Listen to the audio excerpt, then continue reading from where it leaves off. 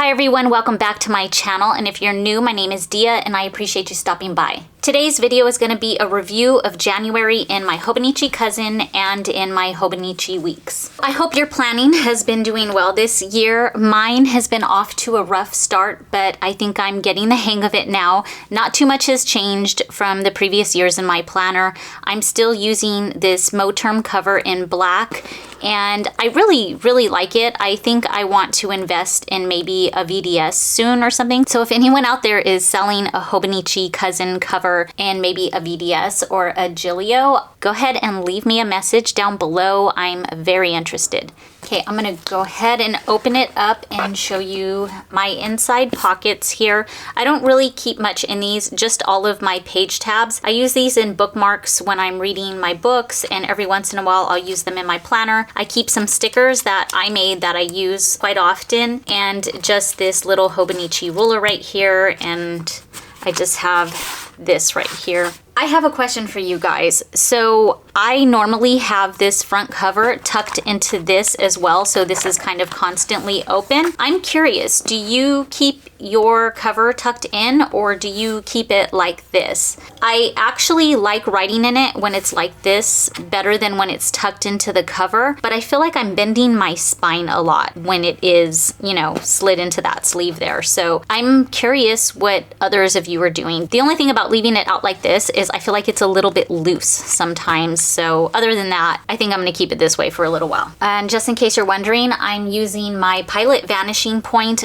I have always been a extra fine point person, and I purchased 2 of these pens in extra fine and love them, but it was just a little bit too thin for my Hobonichi, so I don't know, it was a little bit scratchy. So I went ahead and purchased new nibs for them. They are not cheap. They're about half the price of the pen itself, but I purchased them in fine and I'm enjoying them a lot more now. I write really small, so I'm having to write a little bit bigger so I don't look like I just have blobs of letters, but I'm getting used to it, and writing with the Vanishing Point in fine is a whole lot smoother than it is in extra fine. I haven't decorated my cover at all. I don't know if I'm going to. This is my first page here. I have these from Little Raven ink, and then I made this little key here that I'm actually not using because when I planned on using this method, I was using the Hobonichi ballpoint pen, but I have a harder time using stencils when I have a fountain pen, so I just left it in here because I think it's a good idea that I might go back to someday.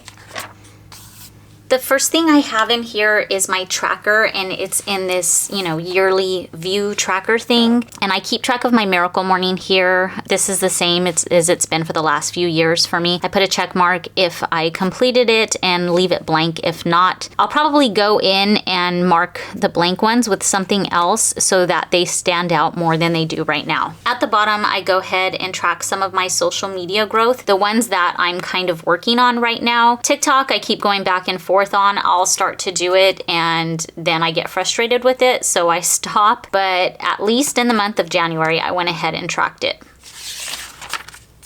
Next are my monthly pages. This is just where I keep all of my big events. January has been kind of slow. I know it's the new year and I love the idea of getting started strong for the new year, but it is also mine and my husband's birthday month, and not to mention my daughter was home from college, so I feel like January was kind of our vacation month and we really got things started in February. February feels like the new year to us, so Lunar New Year. I did make these stickers on my own with my silhouette portrait, and I really like the way they came out. Other than that, my month is pretty boring. I did just get the Sterling Ink subscription box for April, so I can't wait till that comes in, and I'm hoping to dress up my planner at least just a little. I know I'm a very minimal planner, but I would like it to look a little bit prettier. Next are my weekly pages. This is kind of where I've had a really rough start, like right from the beginning of the year. I decided to go ahead and finish the entire year in my last Hobonichi, and I wasn't gonna start in this one until the 1st, but I started to write in this column just because it's a habit, so I went ahead and just put a sticker over that stuff and went ahead and, you know, put it in over here. keeping track of Instagram, my photography business, and YouTube. These are some stamps that I purchased from Amazon for about $6. Still keeping my dinners here at the bottom too. The next week, I decided to just go ahead and track my planner Instagram, not my photography Instagram. I replaced that with TikTok and still continuing to keep track of my YouTube subscribers. My birthday was on the 10th of this month, so we spent half of this week in Las Vegas with my sister. So I didn't even decorate it. I didn't do much. I just wrote Vegas and drew a line. The next week on the 17th was my husband's birthday, so we have a lot of breaks and golfing and doing all sorts of fun things in here that I normally don't have, but still tracking my stuff on the side and still keeping track of what we had for dinner or where we ate dinner.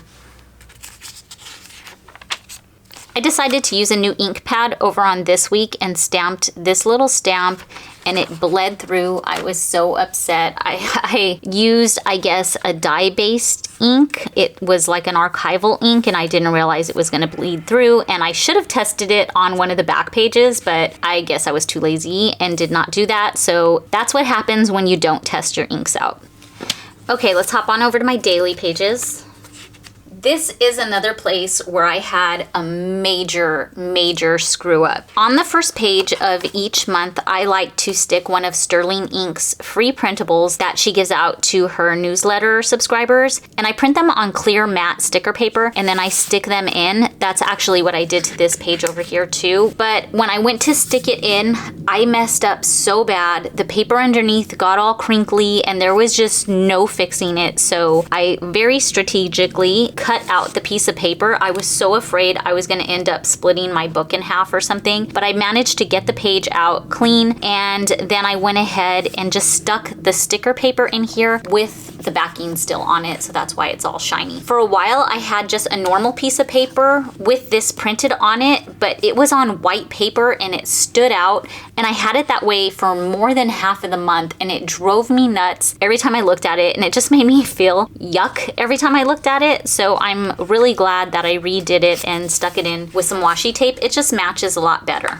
Not much has changed on my daily pages. I was keeping track of my meals at the bottom, and over here, usually things that my husband has going on, or I kind of decided to put in things that I planned on doing that day, and then this side is my to-do list. My birthday, I didn't even take this with me to Vegas. I just decided to take that time off and enjoy my husband and my sister and her husband.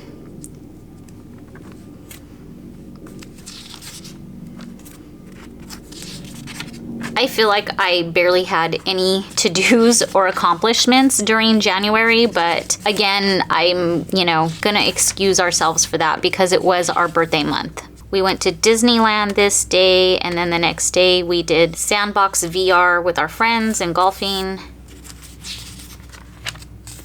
And then this is where I decided to go ahead and change it. I was keeping my meals here, but I was also keeping track of my meals in here, and it just started to feel like I was writing the same thing over and over again. So what I decided to do is turn this section into a daily review. It's not really a journal, it's just kind of looking back at my day, writing out the pros and cons, what I could do differently next time, or what worked out well, or anything special that stood out to me. I still journal in the morning, every morning.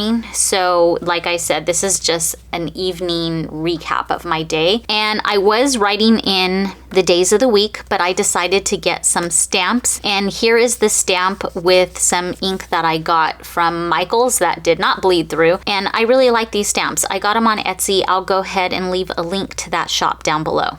Okay, that's about it for this planner. I am also using a Hobonichi Weeks this year. This one has been a rough start as well. Let's open it up. Okay, I just found out, oh my gosh, I can't even remember who said it. It might have been Sterling Ink. I can't remember whose Instagram I just saw it on, but did you know that this little tab pops out here and you can use it as a page holder? So it's nice because there's only 2 of these and there's about 3 pages that I go to every day. So now I just open this up right to the page. I'm 45 now and I'm trying to be a little more disciplined with my health and fitness, so I decided to keep track of that in an entirely new journal. I'm also training for a Ragnar relay in a few months, so I kind of want to get a little more serious. I track my weight here. In the monthly section, I track my move goals, my rings on my Apple Watch. I made these stickers myself. I also made these stickers, and I just write in all of my stats here. I'm trying to find a way to highlight the days that I achieved my goals. I thought about just doing a highlighter, but I'm kind of afraid to, because the biggest struggle that I've had with this planner is finding a pen that I like. I don't know if you can tell, but like some ink is thick, some is thin. I've used gel pens, ballpoint pens, fountain pens, and I finally decided on my Platinum Preppy in extra fine. So for the weekly planner, I'm gonna find a good one to show you because I've had it rough. I've had so many pins smear in here and I'm just so frustrated with it, but I'm being a little more patient with this pen and it's working out a lot better. I have this divided up into 3 different sections: breakfast, lunch, dinner, and then on this side I have my snacks and my health and fitness. The only thing I don't like about this side, and I know if you don't have one of these planners you might not be able to tell, but there aren't any lines on this side, and I hate my writing when there's no lines, but I'm doing it anyway. So that's the only downside to this side of the planner for me. Over here, I go ahead and track what I did for a workout, my alcohol intake, and whether or not I took my vitamin. And that's about it for this planner too. That's why I felt like I was writing my meals in just too many times and I didn't want to do that anymore. I am enjoying using this journal. Like I said, I wish there were lines on this side, but I'm dealing with it. So that's it. Okay guys, that is January and my 2 Hobonichi planners. How is your planning going so far? Are you using any new planners this year? I've played with a few other planners like the Clever Fox planner and the 1% planner this year. I want to make some videos for you guys just in case you're interested in other types of planners other than Hobonichis. I'll try and get to that soon. I hope you guys enjoyed this video. If you have any questions for me, go ahead and leave them down below. I'll try to remember to leave links to everything in the description box. If you guys like this video, I'd appreciate a thumbs up. If you want to see more from me, be sure to subscribe. And if you want to be notified whenever I post a new video, make sure you hit that notification bell. I hope you guys are having a wonderful day and I'll talk to you soon. Bye.